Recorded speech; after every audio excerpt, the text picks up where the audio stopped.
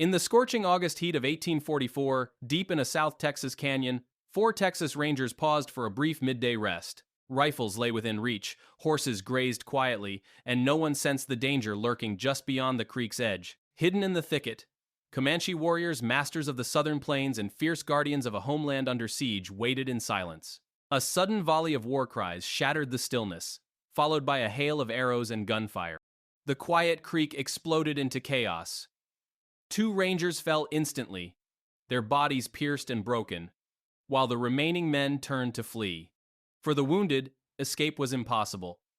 They faced not only the certainty of death but the dreaded prospect of Comanche captivity, a fate shadowed by stories of brutal retribution burning over coals as mutilation, while alive punishments born from centuries of resisting settler expansion. By the 1840s, smallpox and relentless encroachment had reduced the Comanche population from tens of thousands to only a few thousand. Against a force that may have numbered in the hundreds, 2 injured rangers, armed only with bowie knives, would attempt the impossible: survive a 120-mile journey through hostile wilderness to reach safety. Their ordeal would become a testament to raw endurance on the Texas frontier.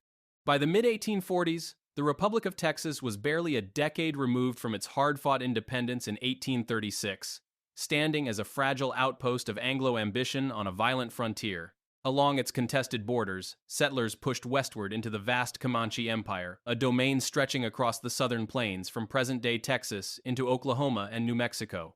Once numbering 20,000 to 30,000, the Comanche had already endured devastating population losses from smallpox, with outbreaks like those in 1817 and 1848 cutting their numbers by up to 90%. To them, Texan expansion was not simply land hunger, it was an existential threat to their sovereignty, their buffalo hunts, and a way of life refined over centuries. As historian T.R. Fehrenbach observed in Comanches, the history of a people, their raids were not random acts of violence, but deliberate strikes to defend a homeland taken without treaty or trust. Answering this volatile frontier was the Texas Rangers, a paramilitary force formed in the 1820s under Stephen F. Austin to shield Anglo settlements. By 1844, under President Sam Houston, their numbers had grown to about 150, armed with determination and a mandate to secure the borderlands. But their patrols often crossed deep into native territory, fueling cycles of raids and reprisals. Incidents like the 1840 Council House fight in San Antonio, where 30 Comanche leaders were killed during a failed peace meeting, and the Great Raid that followed, when Comanche warriors struck as far as the Gulf Coast, left blood on both sides. While settlers hailed the Rangers as heroes, modern historians such as Gary Clayton Anderson frame many of their actions as provocations, part of a broader colonial push. Leading this force was Captain John Coffee Jack Hayes, a 27-year-old tactician whose adoption of the Colt Paterson revolver revolutionized frontier combat. At the 1841 Battle of Bandera Pass, his small unit used these 5-shot revolvers to repel a Comanche force 10 times their size. Hayes's campaigns, celebrated in Texas lore, also hardened native distrust. His Rangers, often in small, mobile groups, struck deep into Comanche lands, disrupting villages and hunts. These operations came at a cost. Ranger casualties in the 1840s reached dozens each year, while Comanche losses, though less recorded, ran into the hundreds through both warfare and disease. The Comanche, unmatched in horsemanship and guerrilla tactics, were more than raiders. Under the full Comanche moon, they launched ambushes from Texas to northern Mexico, reclaiming resources and avenging losses. Their survival hinged on the buffalo, yet by the 1870s, commercial hide hunting had nearly wiped the herds out, collapsing native economies. Against this backdrop, the Nueces River, a rugged limestone canyon in South Texas, had already seen battle just days before August 1844, leaving the dead unburied and tempers raw. Determined to assess any lingering threat, Hayes dispatched a small scouting party into the canyon, unaware that this mission would spark one of the most grueling survival sagas in Texas history. What awaited them in the shadow of Nueces Canyon? In August 1844, beneath the unrelenting South Texas sun, 4 Texas Rangers, Rufus Perry, Christopher Kit Ackland, James Dunn, and John Carlin rode toward a battle-scarred stretch of the Nueces River. Just days earlier, fighting in this limestone canyon had left bodies unburied, the air still heavy with the scent of death. Captain Jack Hayes had tasked them with 2 objectives: inspect the site for any remaining casualties and search for signs of Comanche presence. For nearly a decade, Comanche raids had kept settlers in a constant state of fear, striking without warning from the plains.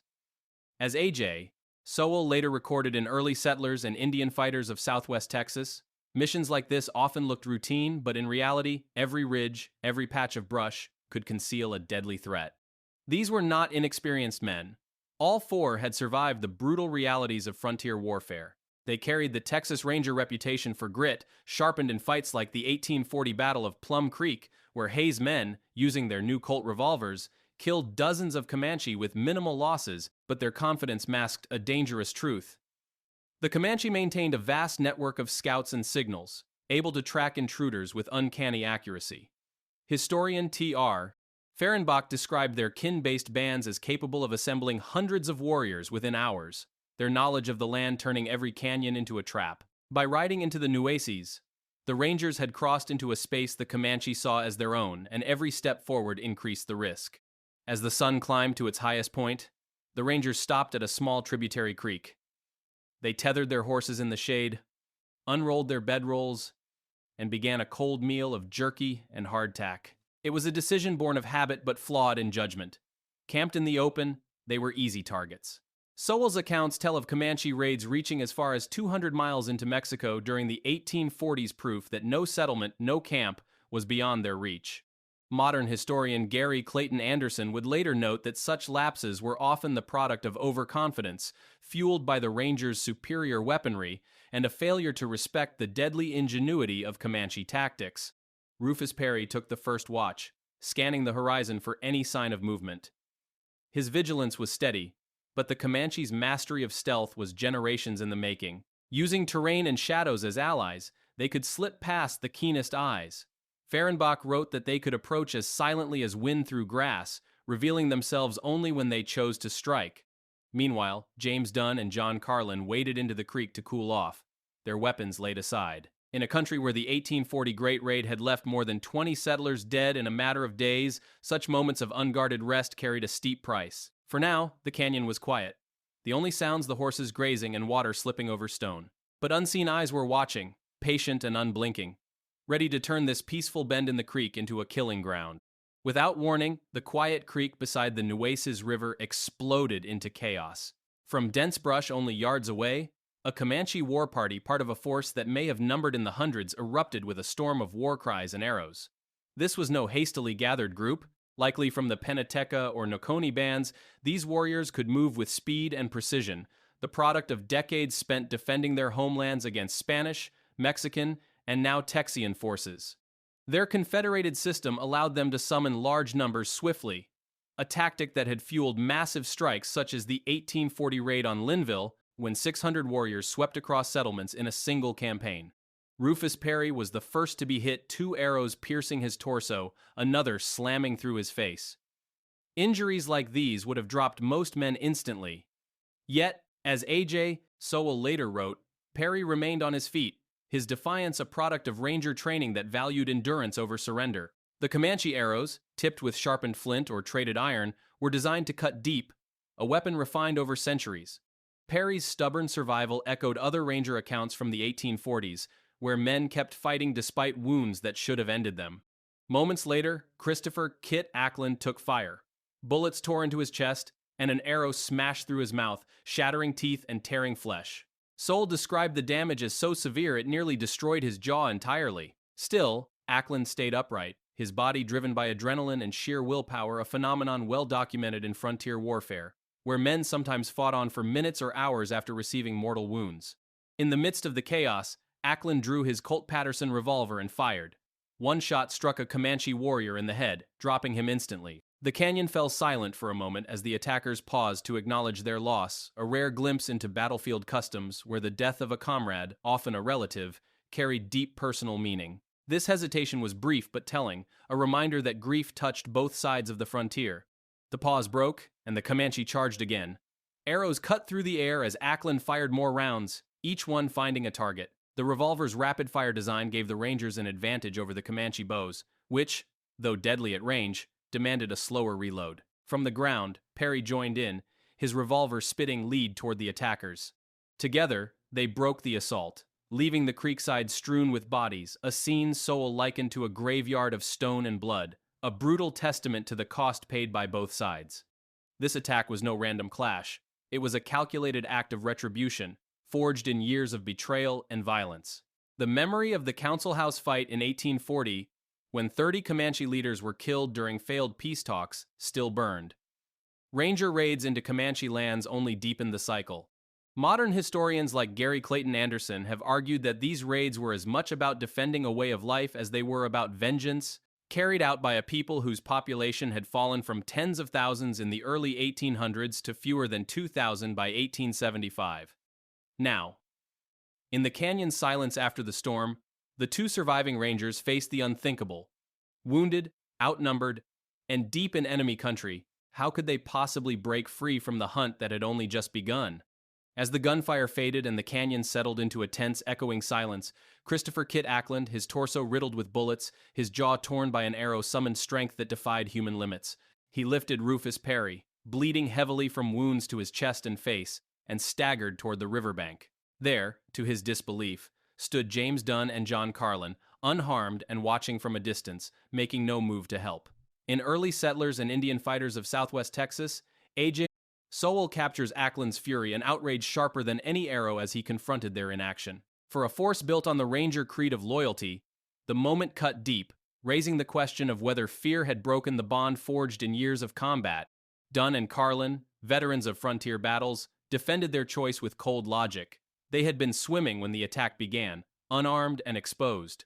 Charging across the open creek toward a force that could fire deadly arrows at 150 yards, they argued, would have been suicide.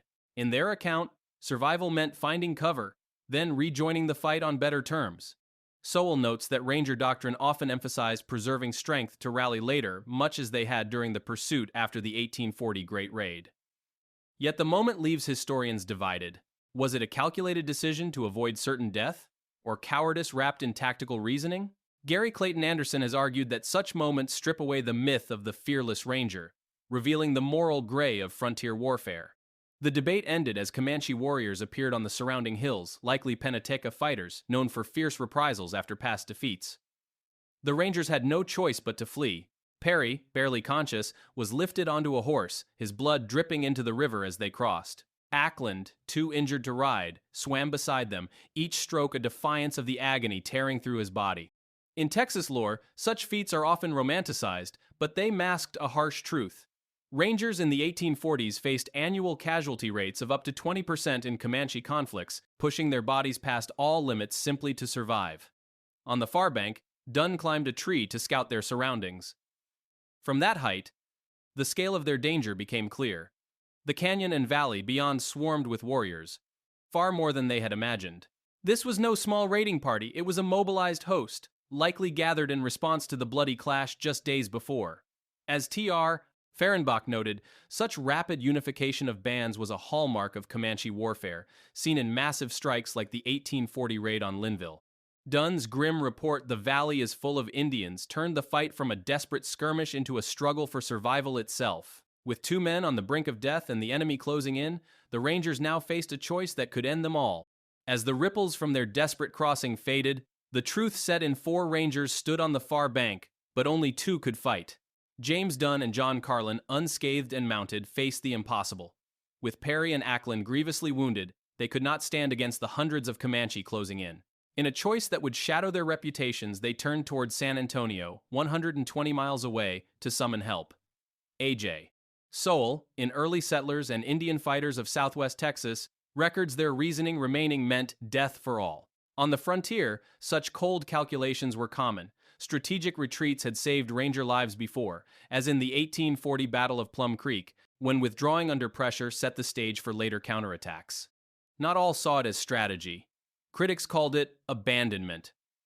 Rangers were trained to weigh survival against loyalty, and sometimes survival won. In the 1841 fight at Bandera Pass, falling back to regroup had meant the difference between annihilation and victory. Yet historian Gary Clayton Anderson sees these choices as part of the Rangers' moral burden acts that could preserve a settlement while sacrificing comrades.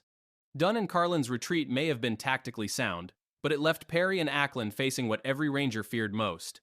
Alone on the bank, the wounded men confronted the specter of capture. Frontier stories were filled with accounts of captives tortured for days, burned over coals, scalped, mutilated, echoing events like the 1836 Fort Parker raid, when settlers endured such fates at Comanche and Kiowa hands. Sowell recounts victims staked out under the sun, a practice rooted in cycles of vengeance. Fehrenbach, in Comanches, The History of a People, argued that such cruelty reflected the times. Settlers had massacred Comanche under flags of truce, as in the 1840 Council House fight, fueling reprisals as much about survival as revenge. Disease and warfare had already reduced their numbers from tens of thousands to a few thousand by the 1870s, making each act of resistance a statement of defiance. Perry and Ackland resolved to fight to the end. Armed only with their heavy, razor-edged bowie knives, deadly up close but useless against a lance from horseback, they steeled themselves against surrender. Perry, nearly blind from dried blood sealing his eyes, could barely move. Ackland, his own body leaking life, hoisted him once more and pressed upstream, the riverbank beneath them streaked with their blood. That trail was an open invitation to the warriors, hunting them unless they could vanish. Then came a chance. Ackland spotted a tangled wall of driftwood, a fortress of flood-borne logs and brush, piled high along the river's edge. For both Rangers and Comanche, terrain could be a weapon, and Fehrenbach notes that such cover had been used in surprise attacks, as in the 1840 Linville raid from coastal marshes. Crawling inside, Perry and Ackland melted into shadow. But with war cries echoing through the canyon and their blood trail pointing straight to them, the question hung heavy. Could this fragile shelter hide them from hundreds of determined pursuers? The shrill war cries of Comanche warriors cut through the canyon air as Christopher Kit Ackland, bleeding from bullet wounds and a shattered jaw, made an agonizing decision. He eased Rufus Perry blind from crusted blood and barely alive into the tangled safety of a driftwood thicket. Gripping his comrade's hand, Ackland swore that if one survived, he would carry their story to San Antonio, 120 miles away. A.J. Sowell, in Early Settlers and Indian Fighters of Southwest Texas, recalls the raw finality of that moment, when two rangers, bound by loyalty, accepted the risk of never meeting again. On the frontier, such separations were gambles small units had split before, as at the 1841 Battle of Bandera Pass, to outmaneuver larger Comanche forces. But here, the stakes were life and death against a relentless enemy. Hidden beneath the driftwood, Perry lay motionless as Comanche warriors, likely Penateka fighters, known for fierce reprisals, moved so close their steps rattled the logs above him. This was not luck but skill. Comanche stealth was a refined craft, perfected over generations, allowing them to stalk prey unseen across vast plains. T.R. Fehrenbach, in Comanches, The History of a People, notes that such precision had carried them undetected into places like Linville in 1840, where 600 warriors struck without warning. While settler accounts often dismiss them as reckless raiders, modern historians like Gary Clayton Anderson stress their tactical mastery as a calculated response to encroachment.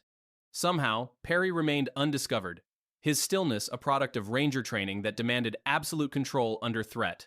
Alone, he strained to hear any sign of Ackland's fate. The absence of renewed war cries hinted his comrade had escaped, but the silence was heavy with uncertainty. As Sowell recounts, such pursuits were fueled not only by victory but by vengeance. Memories of betrayals like the 1840 Council House fight kept the cycle alive. With their numbers reduced from tens of thousands to a few thousand by the 1870s through disease and war, the Comanche fought with the urgency of survival itself. Perry's isolation captured the psychological warfare of the frontier, where fear and hope coiled tightly together. Knowing he could not stay hidden forever, Perry began to crawl toward the river, guided only by the faint sound of moving water and the rough feel of the ground. At the bank, he plunged his face into the current, washing away the blood that sealed his eyes. Sight returned under the cover of night, a small, defiant victory. Sowell notes this moment as a turning point, proof that willpower could outmatch injury. Strengthened, Perry began a 6-day trek toward San Antonio, traveling 120 miles through hunger, thirst, and fever. Similar feats had been recorded after the 1836 Fort Parker raid, where survivors endured long journeys through hostile land with nothing but resolve to carry them forward. Meanwhile, Dunn and Carlin reached San Antonio, sunburned and exhausted, convinced Perry and Ackland were lost. Their report spurred Captain Jack Hayes to send a recovery team, expecting only to collect the dead. Then, against all odds, Perry staggered into the city's outskirts, his body caked in dirt and blood, unrecognizable to the first lookouts. The shock doubled when, 2 hours later, Ackland appeared as well, both men having taken separate paths to survival. In a city of barely 2,000, with hospitals no better than rough wards staffed by volunteers, their recovery was nothing short of remarkable. Infection claimed nearly half of battlefield wounded in the 1840s, yet both men returned to service within weeks. Ackland's devastating jaw injury required crude stitching and poultices, remedies that frontier doctors and Comanche healers alike used to save lives in a world without modern medicine. Their escape and return entered Texas lore not as myth, but as a living testament to endurance, and left an open question: would their defiance fuel new clashes, or redefine the fragile balance between Rangers and the Comanche? When the dust settled on the blood-stained banks of the Nueces, the survival of Rufus Perry and Christopher Kit Ackland became a story passed in low voices among Texas Rangers. Yet the aftermath revealed the uneasy realities of frontier justice. John Carlin, who had escaped the ambush unscathed, faced no formal punishment for failing to assist his comrades. Sowell, in Early Settlers and Indian Fighters of Southwest Texas, notes that his decision to hold back was judged defensible in the chaos of battle. In the 1840s, with only about 150 Rangers covering a vast frontier, discipline was often pragmatic. Tactical retreats like those at the 1840 Battle of Plum Creek were excused to preserve the force. Still, historian Gary Clayton Anderson sees in such leniency an internal bias, where loyalty sometimes shielded questionable choices when facing Comanche threats. James Dunn fared differently. Captain Jack Hayes, known for uncompromising standards, formally censured him for failing to aid Perry and Ackland, a rebuke that stung a man celebrated as one of Hayes's most daring. Even so, Dunn's reputation endured. In the Rangers' world, valor in battles like the 1841 Bandera Pass often outweighed a single lapse. Both men remained in service, their careers tracking the Rangers' shift from irregular frontier fighters in the 1820s to a more disciplined unit by the Mexican-American War, when Hayes's scouts distinguished themselves in campaigns such as the Battle of Monterey. Perry, scarred from arrows and the punishing 120-mile trek to San Antonio, eventually sought a quieter life. He moved west, then returned to the Texas Hill Country, living there until his death in Johnson City in 1898 at age 76. Sowell portrays his later years as a sharp contrast to his youth, a life shadowed by physical wounds and the memory of raids like the 1840 Great Raid that left 23 settlers dead. Ackland, his mouth forever altered by the arrow that struck it, joined the rush to California in 1850, part of a migration that drew more than 300,000 to the Sierra Nevada within 5 years. Settling in Mariposa, he served as constable until his death in 1871, embodying the same restless drive that took men like Jack Hayes to the goldfields. Their ordeal was one thread in the violent weave of Ranger-Comanche conflict, tangled with clashes against Mexico during the 1846-1848 war, where lines between victim and perpetrator blurred. Events like the 1840 Council House fight, when 30 Comanche leaders were killed under a truce flag, and the retaliatory raids that followed, cost hundreds of lives. Far from the horde described in settler accounts, the Comanche were a network of bands bound by diplomacy and trade that reached into New Mexico. Their population, once 20,000, 30,000 inch the early 1800s, fell below 2,000 by 1875, decimated by smallpox outbreaks in 1817 and 1848 brought through European contact, a demographic disaster often absent from settler histories.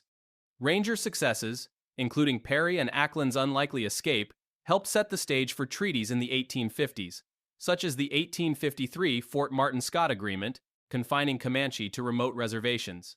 These agreements, repeatedly broken by settler encroachment, stripped away the foundations of Comanche life. As historian Pekka Hemalainen writes, this eroded their nomadic heart, yet did not erase their resilience. Today, more than 17,000 members of the Comanche Nation preserve their language and traditions, challenging histories that frame conquest as triumph. And as Perry and Ackland faded into legend, one question lingers. Did their survival alter the course of the conflict, or was it simply one moment in the long, unbroken struggle for the Comanche's world? The Nueces River Showdown of 1844, with its blood-stained canyon and improbable survival, embodied the brutal imbalance of the Texas frontier. Texas Rangers, armed with 5-shot Colt Paterson revolvers, faced Comanche warriors whose bows could strike accurately at 150 yards. This technological gap defined the 1840s. Yet as historian T.R. Fehrenbach notes in Comanches, The History of a People, Comanche mastery of terrain and mobility often leveled the odds. In the 1840 Linville raid, 600 warriors struck 200 miles from their base and evaded pursuit entirely. The Nueces ambush was no one-sided rout. It revealed a fluid balance where native ingenuity challenged the myth of ranger invincibility. The historical record, shaped by sources like A.J. Sowell's early settlers and Indian fighters of southwest Texas, tends to glorify ranger heroism while branding Comanche as savages. Historian Pekka Hämäläinen argues that if Comanche oral histories were given equal weight, the event might be seen as a rightful defense against invasion rooted in memories of betrayals like the 1840 Council House fight, where 30 Comanche leaders were killed under a truce flag. Such perspectives reframe the Comanche as defenders of a nomadic empire spanning 240,000 square miles, dismantled by settler expansion. Gary Clayton Anderson warns that ignoring this context distorts the frontier into a tale of unprovoked aggression when both sides fought for survival. The brutality of Nueces' arrows to the face, fatal wounds delivered up close mirrors pattern seen worldwide. Apache fighters in the Southwest harried Spanish forces with hit-and-run tactics. Zulu warriors in 1879 annihilated a British column at Isandlwana. As historian John Grenier observes, indigenous resistance across continents sprang from dispossession and often left legacies of defiance that outlived military defeat. Seen through this lens, Nueces becomes less about savagery than about the shared human cost etched in blood across the globe. Economically, raids like the 1844 strike disrupted settler farms and herds, echoing the devastation of the 1840 Great Raid that caused thousands in losses. But these attacks were also born of ecological collapse. By the 1870s, market hunting had reduced bison from some 30 million to fewer than 1,000, gutting the Comanche economy. As Fehrenbach details, the loss of buffalo forced desperate raids simply to survive. Psychologically, Perry and Ackland's six-day, 120-mile escape embodied frontier resilience, yet their story omits the Comanche dead grieved within tight-knit kinship bands, as shown in the ambush pause to honor a fallen warrior. Anderson notes that such losses, missing from settler accounts, compounded the trauma of a people whose population plunged from 20,000, 30,000 to under 2,000 by 1875. In the broader arc, the Nueces clash fed into Texas's 1845 annexation by the United States, helping spark the Mexican-American War, a conflict that cost tens of thousands of lives and accelerated native land loss. Modern scholarship has challenged ranger mythology, recasting them as both frontier defenders and instruments of ethnic cleansing, while honoring Comanche strategy as a last stand for a vanishing world. Ranger casualties in the 1840s may have numbered only dozens annually, but Comanche deaths through war and disease likely reached into the hundreds each year. The Bowie knife, carried by Perry and Ackland, symbolized Texan grit but could not match the reach of a Comanche lance from horseback. Fehrenbach notes that both sides borrowed from each other, Comanche using captured rifles, Rangers adopting stealth. Ultimately, Nueces invites a reassessment of the American frontier. Heroism on one side often shadowed by tragedy on the other. As the canyon healed, the deeper truth lingered. Victory and loss were inseparable. Perry and Ackland's escape became Texas Ranger legend, yet their survival cast a long shadow over the Comanche warriors. They evaded guardians of a culture crumbling under manifest destiny. These fighters, whose skill turned canyons into strongholds, fought to the end for their way of life. By 1875, their population had collapsed under smallpox and violence, but today, more than 17,000 descendants in the Comanche Nation keep alive their language and traditions, a living challenge to histories that glorify conquest. As we reflect on the Nueces River clash, one question remains. What truths might we uncover if we truly listen to the voices history tried to silence?